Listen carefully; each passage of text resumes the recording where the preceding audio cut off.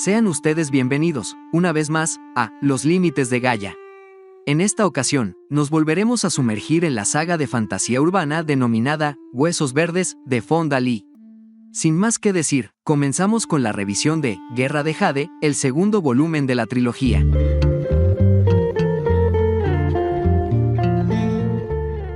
Sinopsis.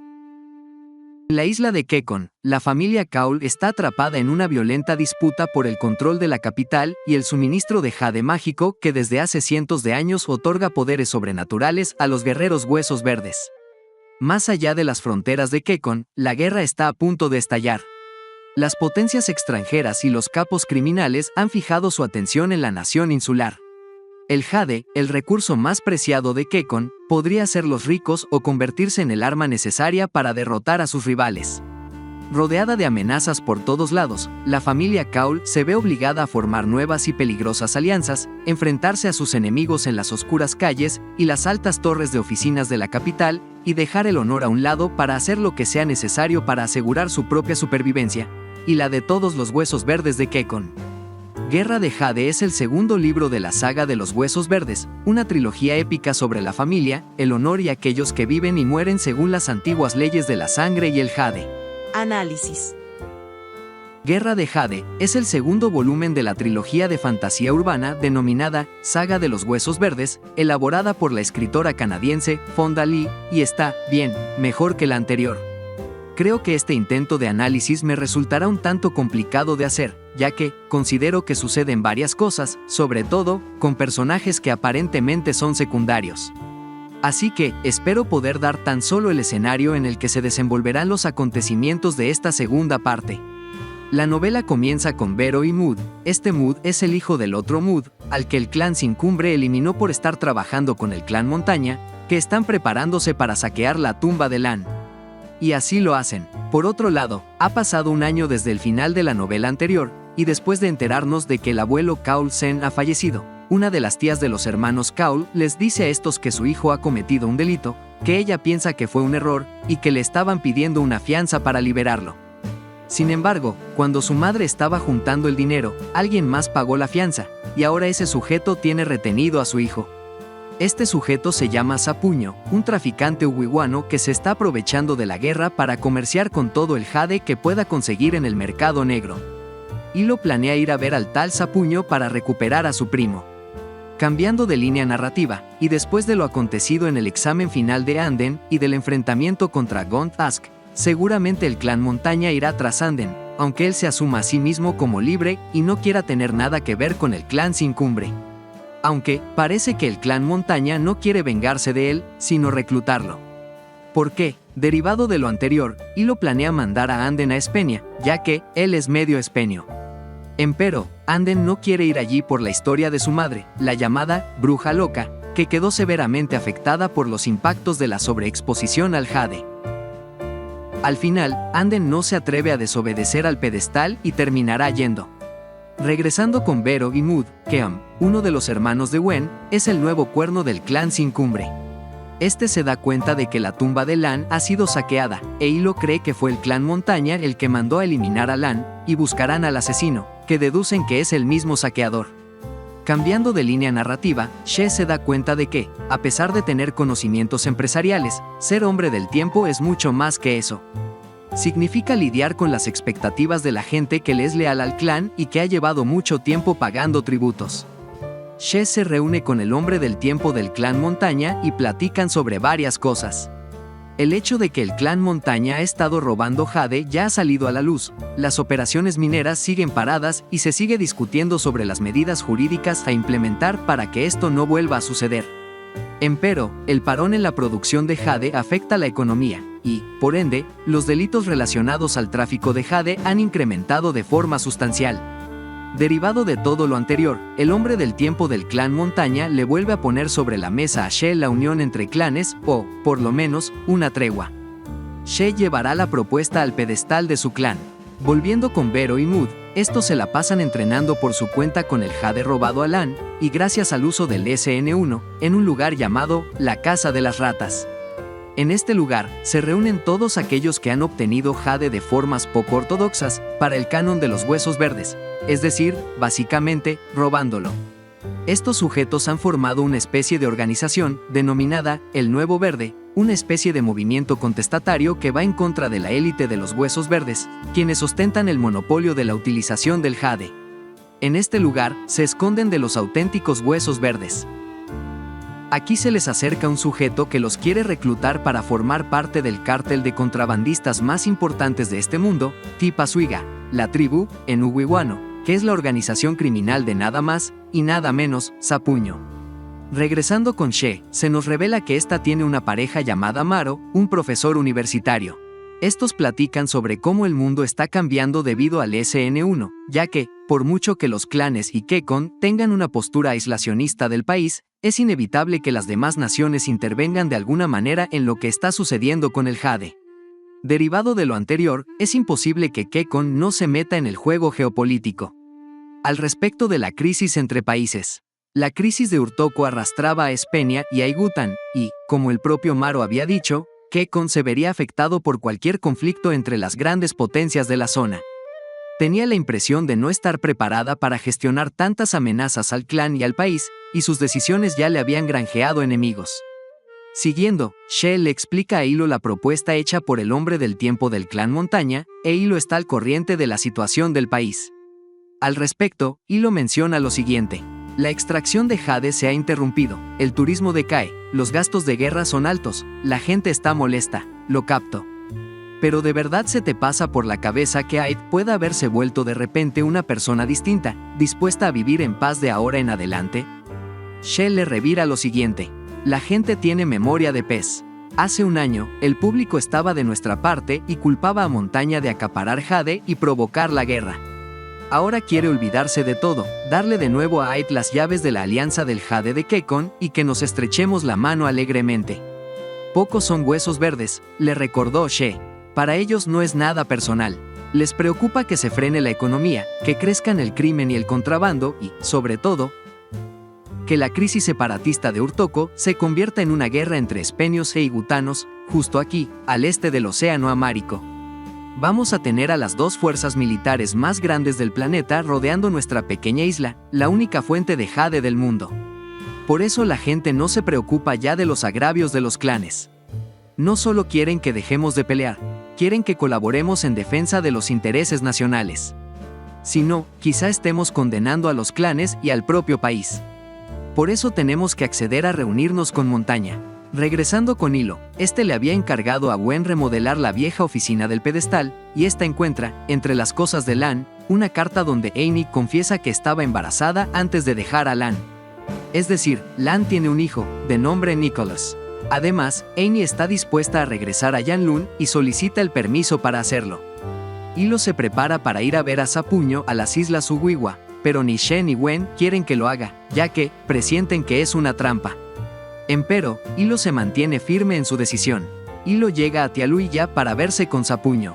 Aquí sucede algo curioso. Los trabajadores de Sapuño portan un poco de jade, pero también se colocan unas piedras y piezas que se parecen al jade, pero no lo son.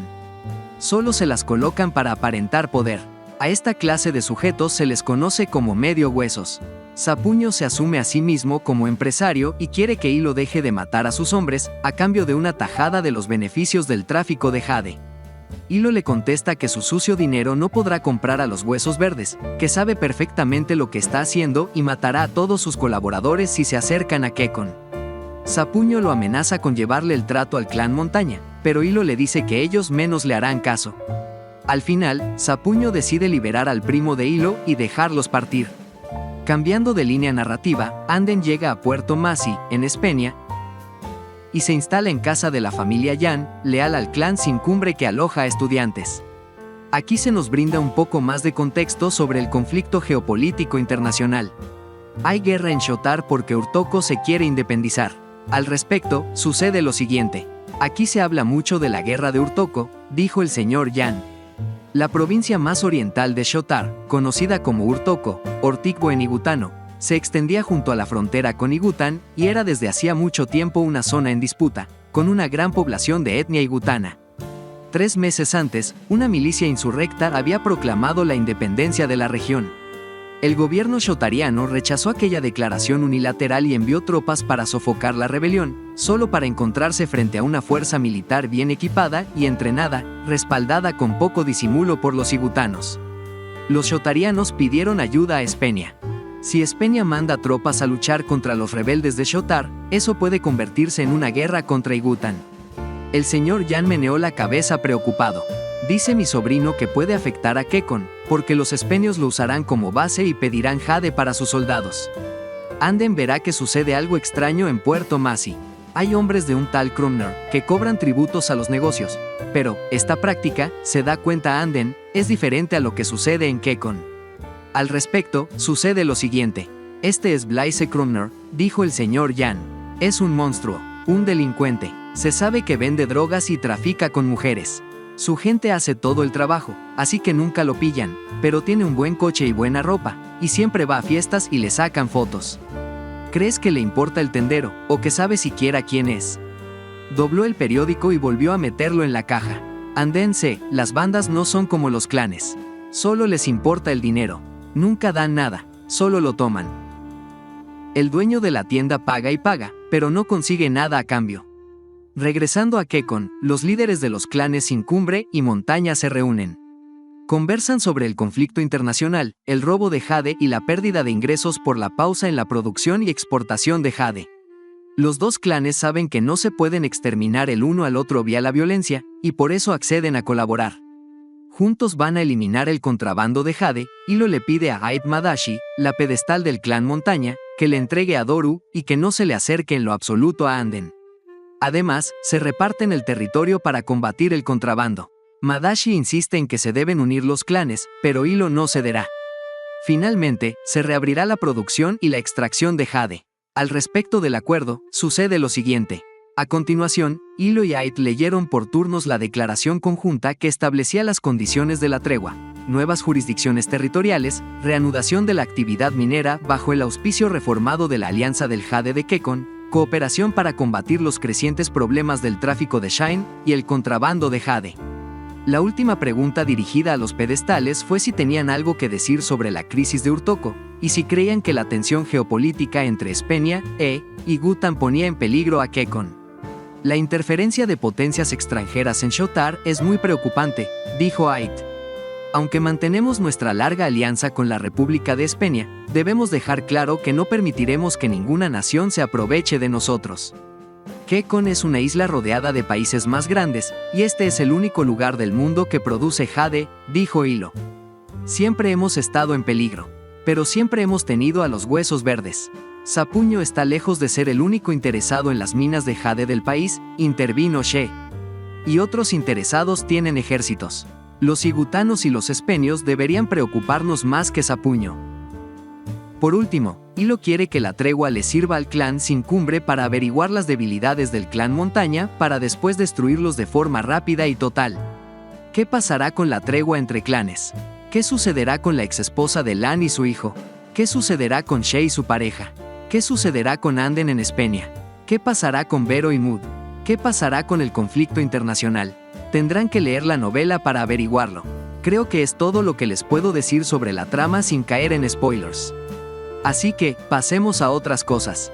A mi juicio, y lejos de lo que sucede específicamente en la trama, que ya no diré más al respecto, la obra da un salto en términos del tipo de conflicto en relación con la novela anterior.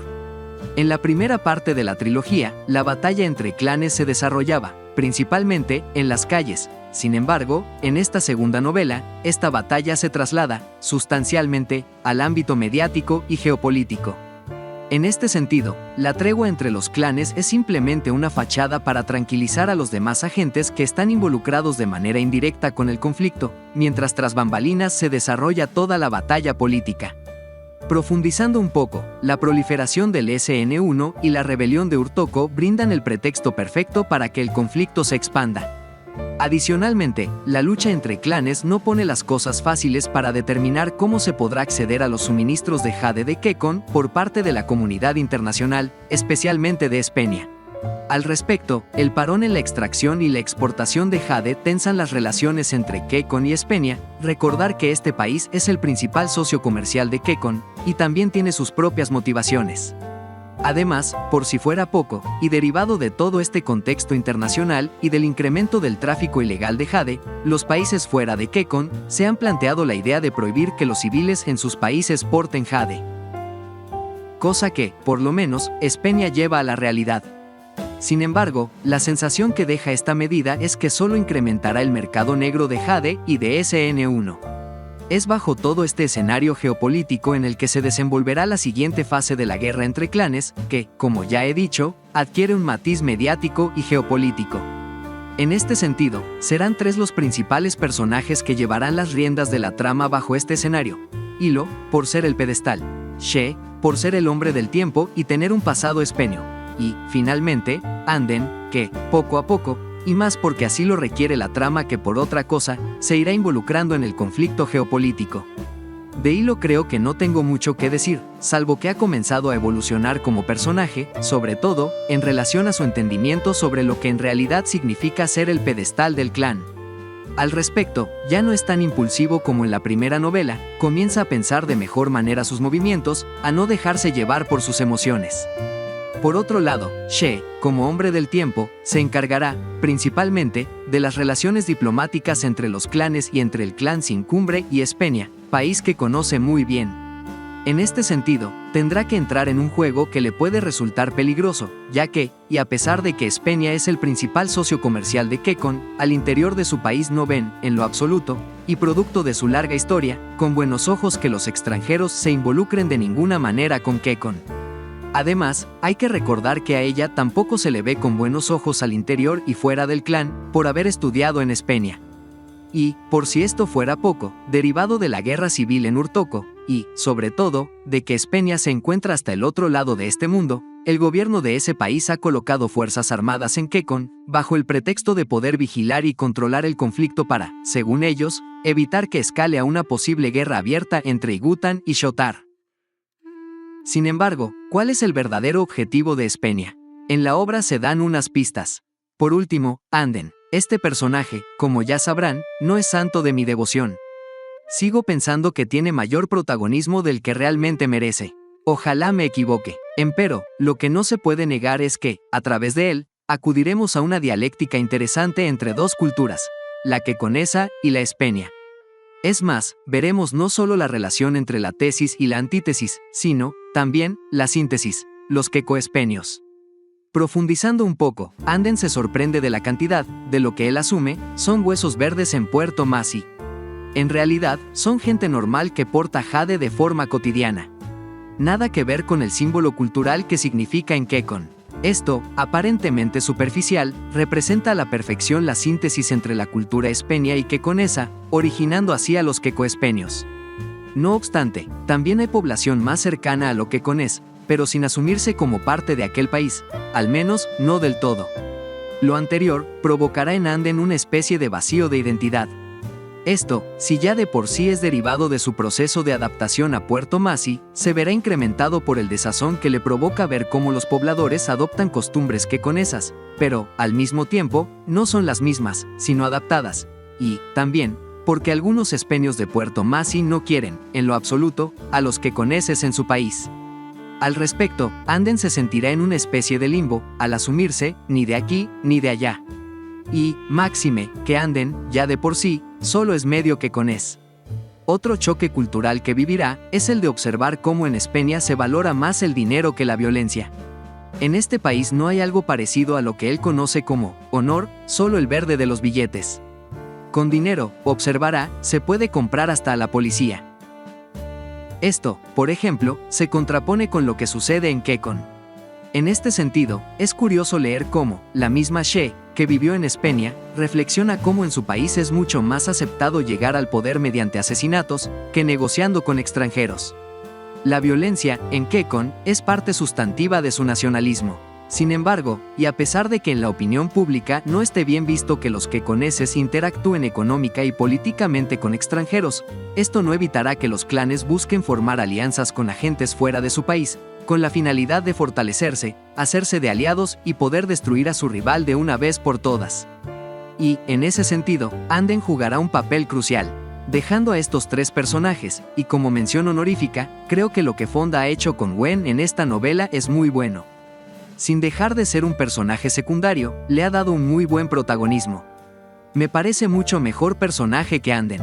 Entrando a las cosas que no me están gustando de la saga, y hablando de personajes que considero mucho mejores que Anden, Aib Madashi. Y, ojo, no es que no me guste este personaje, me parece genial, y, también, entiendo que, por la perspectiva narrativa que ha elegido la autora, no se le dé mayor protagonismo. Sin embargo, me gustaría verla mucho más que a Anden, o que a Vero y Mood. Y, una vez más, entiendo que la historia se cuenta desde la familia Kaul, y que el hecho de que no conozcamos de viva voz todos y cada uno de los movimientos de Aid les brinda mayor dramatismo a los giros de trama. Pero, aún así, me gustaría poder verla más. Por último, hay algo que no me cuadra de la trama, y es lo siguiente. En determinado momento de la historia, hay un enfrentamiento entre dos personajes. No se preocupen, por obvias razones, no diré entre quiénes. Sin embargo, este enfrentamiento pudo haber sido decisivo, ya que gana uno de ellos y pudo haber eliminado al otro de la faz de este mundo, legítimamente, porque así estaba establecido desde antes de enfrentarse. Empero, no lo hizo. ¿Por qué? Pues, porque si lo hacía, eso iba a desatar una guerra sin cuartel, o, al menos, eso pensaba ese personaje antes de perdonarle la vida. Bueno, ¿y hay algún problema con eso? Ustedes se preguntarán. Sí, sí lo hay. ¿Por qué? Porque esto es una especie de traición al personaje. Me explico. Durante todo lo que llevamos de la saga, hasta el momento en el que sucede este hecho, se nos ha dejado claro, no solo por lo que piensan el resto de personajes de aquel, sino por sus mismas acciones, que el personaje que le perdona la vida a su rival es muy inteligente, suspicaz, y, sobre todo, está muy bien entrenado. Además, a este personaje le convenía más quitar a su rival del tablero del juego político en vez de asesinarlo. Entonces, la pregunta que subyace es la siguiente. ¿Por qué, en vez de arrebatarle lo que le quitó, no pidió su dimisión del puesto que ostentaba? Eso hubiera hecho mucho más daño que lo que le quitó por haber vencido. Esto es lo que no me hace sentido. Podría abonar más argumentos, pero sería caer en tremendos spoilers. Por eso, mejor me detengo y hasta aquí termina el video. Gracias por ver el video. Déjanos tu like y comenta, si la has leído, ¿qué te pareció la lectura? O, por el contrario, si se te antoja leerla. Recuerda suscribirte al canal y activar la campanita de las notificaciones para que no te pierdas ninguno de nuestros videos. Hasta un próximo viaje literario.